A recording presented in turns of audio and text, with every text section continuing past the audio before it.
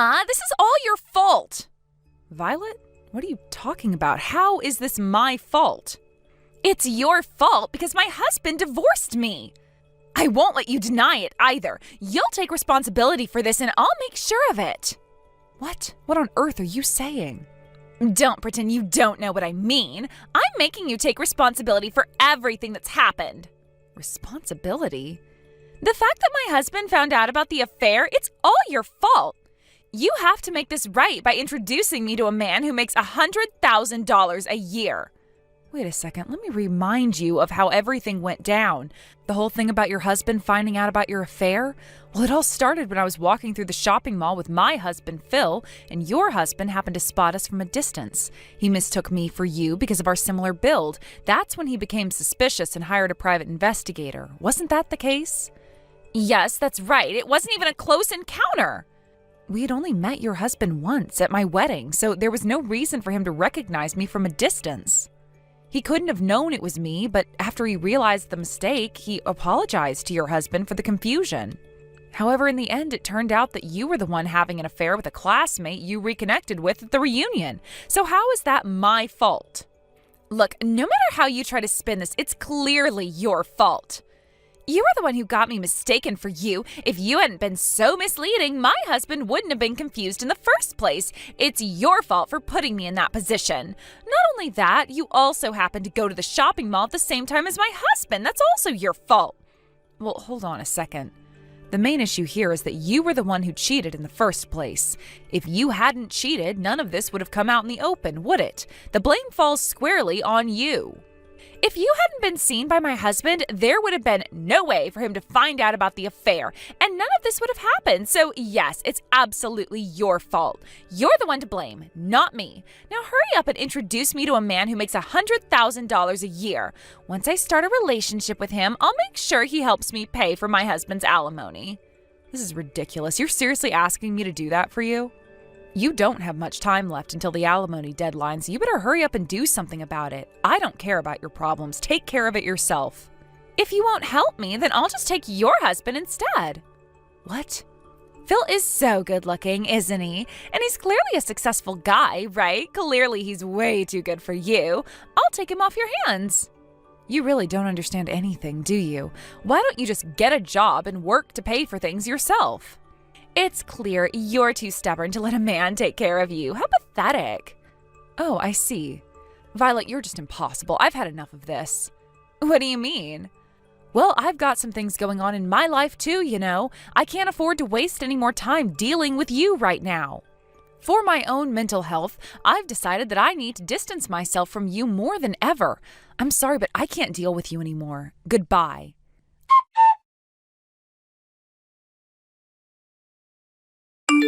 I knew it. I'm a genius. I guess I'm a master of romance too. Or maybe both, huh?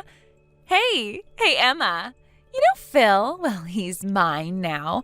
Right now we're at a hotel with a name that starts with R, getting all cozy. What? What's going on here? Wait, what are you even doing?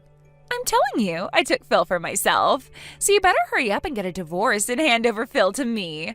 Fine, I'll give you Phil. Huh? Are you really going to give him to me? Well, I'm not really in a position to say that anymore. Huh? Oh, I see. That's a declaration of defeat toward me, huh? If you want to take it that way, go ahead. Honestly, I don't even care anymore. But I do have one question for you. What is it? Why did you target Phil?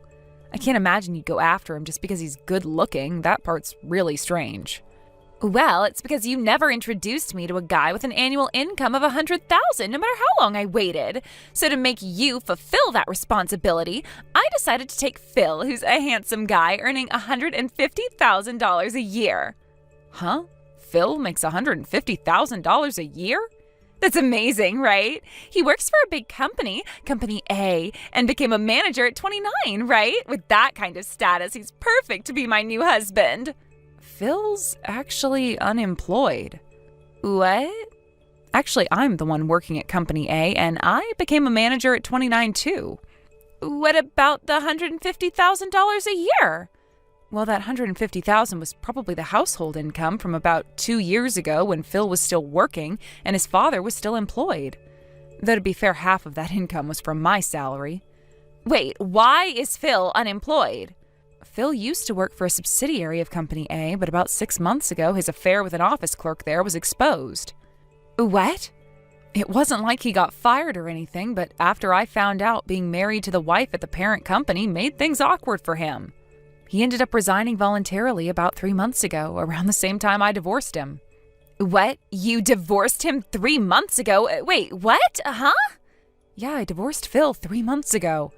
It was right around the time you were begging for Phil. Oh, speaking of which, wasn't it an office clerk from the subsidiary of Company A who Phil had an affair with? Hey, wait a minute. Could it be? Oh, you realized that too, huh? It was our cousin Rachel? Yeah. Can you believe it? Phil went after Rachel of all people. Rachel knew he was my husband, but I guess since he was her first boyfriend in her 20s, she was stubborn and wouldn't back down. It wasn't until I demanded alimony that she realized the gravity of what she had done. She paid the alimony, resigned from her job, and moved far away. Are you serious? Yeah, I should probably tell you this too, since it's indirectly related to you. What now? Remember how your ex-husband mistook me for you when he saw me walking with Phil at the mall? Well, the me he saw wasn't me. It was Rachel. Huh? I guess it's because Rachel looks so much like both of us that people mistake us for 3 sisters when we walk together. By the way, I wasn't even there that day because I had other things to do. When I found out and looked into it, I discovered that Phil and Rachel were having an affair. And that's how it all unfolded. I can't believe this. It all started because your ex-husband mistook me for you. What is all this? So, after my divorce, when you declare that you got the husband, well, I don't really care anymore, so go ahead and enjoy yourselves. Wait, hold on. This is all so overwhelming, but one thing's for sure. Phil has no money at all, and he doesn't even have a way to make money. That's right. He was always bad with saving money, so after paying me alimony, he hardly has anything left. What the hell? So taking Phil away didn't even matter at all. Why didn't you tell me sooner? Well, I never thought you'd go after an unemployed man. I mean, we were already divorced at that point, right? That's just awful, Emma! It's because all you ever think about is making men pay alimony. You could have found a job in 3 months, but instead, you've just been doing all this crazy stuff. What should I do? There are only 3 days left before the alimony payment deadline.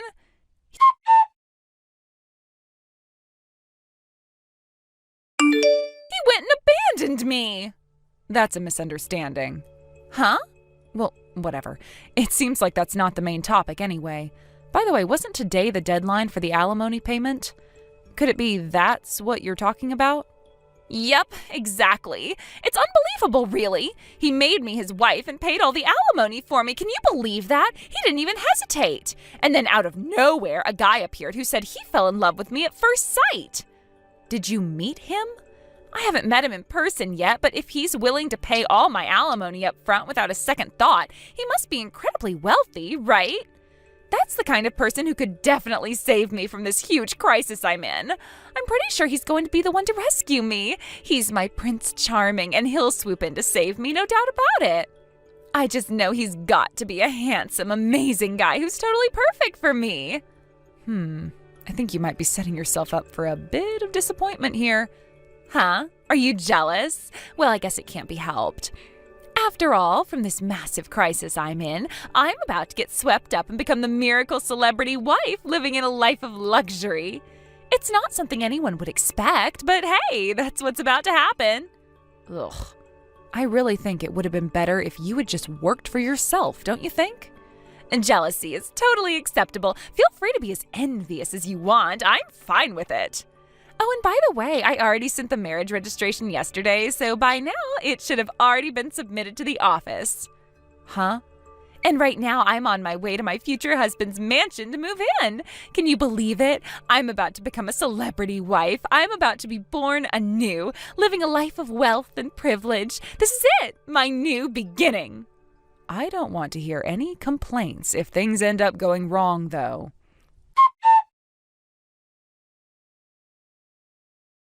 Emma, help me! What's wrong now? I thought you were busy celebrating your new life as a celebrity wife. I figured you were probably sitting in a huge living room in your mansion, holding a glass of wine, toasting with your new husband, living the dream. You know, enjoying all the luxuries that come with it. Sounds like a perfect picture, doesn't it? It wasn't a mansion, just a regular house.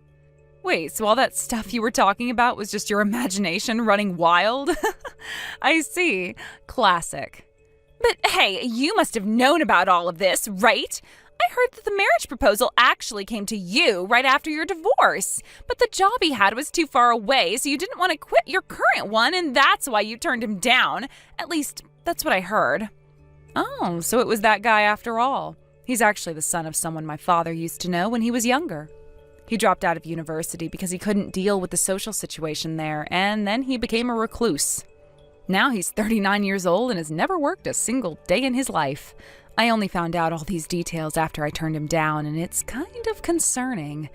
Apparently, he's looking for a wife who can help him with his daily life, like taking care of him because he's worried about his future. He's never had a job, and he's looking for someone to manage his life for him. That's basically his profile. Another unemployed guy? And taking care of him? What does that even mean? Sounds like a lot of responsibility for nothing in return. But it seems he really did fall in love with you. What? Apparently, when he first saw my photo, he said that my face was just his type, but I was a bit too old for him. Then he found out I have a sister who looks exactly like me, and that's when things changed. He decided that you were the one for him, and that's how you became his choice. It sounds ridiculous, right? But it's true. That's the reason you ended up being the one he wanted. Well, if that's the case, why not just marry Rachel instead? Rachel is unreachable. She's been out of contact for a while now, so that's impossible. I don't want to marry some guy who smells like he's been working in a trash heap all day long. And he's saying I have to go to work starting tomorrow. He's insisting that I start working right away. I can't believe it. Emma, please, you have to help me. Can you take over for me? Wait a minute, I can't just take over for you. I've got my own responsibilities. Right now I have an online meeting with the overseas product development team, and I need to focus on that. I don't have time to switch places with you. What? The time difference between us is such a hassle. It's like we're working in two completely different time zones, and it's making everything even more stressful. I have to be on top of my game, and I don't even have time to help with your problems right now. Emma! All right, then I'm really sorry, but I've got to go. I'll talk to you later. Wait, Emma, no!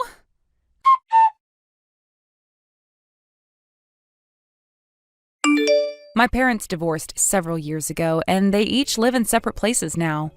While we still maintain basic contact, the family is essentially scattered, and the situation has created a sense of distance between us. It's not that we don't care about one another, but we've become so detached over the years that it's as if we're leading separate lives now. The communication is minimal, only when necessary, and the closeness we once shared is now a distant memory. This environment, where our family is fractured, has had a significant influence on my younger sister. She's always been free-spirited and reckless, living without much consideration for consequences. To put it in a positive light, you might say she's a woman of many loves, someone who's always seeking excitement and new experiences. That's the kind of person she is, always chasing after the thrill of something new. But the reality, as most people would see it, is much darker and far more cynical. In truth, she's a woman who delights in stealing other people's partners. Her idea of love isn't one of deep connection or mutual respect. It's more about the conquest, the thrill of taking someone away from their spouse or significant other. She doesn't seem to care about the harm she causes, nor does she seem to understand the emotional damage her actions leave behind. For her, it's all about what she can get in the moment, with no regard for the consequences that might follow. She's the kind of person who enjoys drama, attention, and the chaos that comes from breaking apart other people's relationships. And this behavior eventually led her to a man who, in a way, mirrors her own dysfunctional view of relationships. She ended up with a 39-year-old man who's a shut-in, someone who is completely withdrawn from society and refuses to engage in any meaningful way with the world. He's a hikikomori, a man who has chosen to stay indoors, cut off from social life, and remains entirely dependent on others for his care and survival. It's a strange match, given how she's always sought excitement and passion, but for some reason this relationship seemed to hold her attention for a time. However, this choice has created a complicated web of emotions and obligations for my sister. She wants to escape. She wants to leave him behind and return to a life where she isn't tied down by this man who has nothing to offer.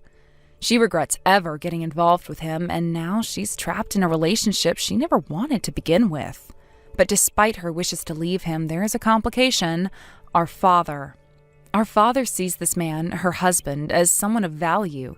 To him, the man was not just any random person, but the son of someone he considers a benefactor, a person who helped him in the past and whose debt he feels obligated to repay. As a result, even though my sister wants out of this relationship, my father has made it clear that he cannot allow the divorce to happen easily. There's too much history involved, too much debt that is yet to be settled in his eyes. It's frustrating for my sister. She feels like she has no escape, no way out of this marriage that she never truly wanted.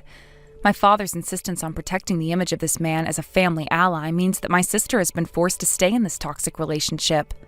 Even though it's causing her misery, it's like she's been trapped in a cage and there's no way to break free, no matter how much she wants to run away. And to make matters worse, the situation has become one of surveillance and control. My sister feels like she's being watched every moment of the day. Every move she makes, every decision she attempts to make, is scrutinized by both our father and her husband. There's no privacy, no space for her to be her own person. She's forced to take care of him and cater to his needs as though she were his servant, not his wife. From the smallest tasks to the biggest responsibilities, she's expected to do it all. And if she falters, there's punishment in the form of guilt, blame, and pressure. My sister has become a caretaker in a relationship where she should have been able to live freely, but instead she's trapped in a role she never agreed to. There's no relief for her, no reprieve from the constant demands of the people around her, and even when she tries to distance herself or take a moment to breathe, she's always pulled back in, forced to comply with expectations that don't allow for her own happiness. The pressure is overwhelming and it's breaking her down piece by piece. Then one day, a bombshell announcement came out of nowhere. My sister was pregnant. I was shocked when I heard the news. It was completely unexpected, and to be honest, it felt almost surreal. The timing couldn't have been worse, and the situation surrounding the pregnancy only made things more complicated. With everything going on between her and her husband, the last thing anyone expected was for a new life to enter the picture. Her pregnancy felt like a cruel twist of fate. It was as if the universe had decided to throw one more challenge her way, just when she thought she couldn't handle any more. For someone like her, who has never been ready to fully commit to a relationship, let alone raise a child, this news hits hard. It wasn't a joyous occasion. It was a moment of added pressure, a reminder of the responsibilities she would have to face in the near future. As I processed the news, I couldn't help but feel a mixture of emotions. On one hand, I knew how much my sister had struggled to find her place in the world, and I felt sorry that she was now going to be tied to a man she didn't love, carrying the weight of his responsibilities as well as her own. On the other hand, I couldn't deny that the pregnancy changed everything, that it was a pivotal moment in her life that would force her to confront her situation head-on, whether she was ready or not. As strange as it may sound, I couldn't help but think that this news, despite its shock, was almost like an eerie premonition.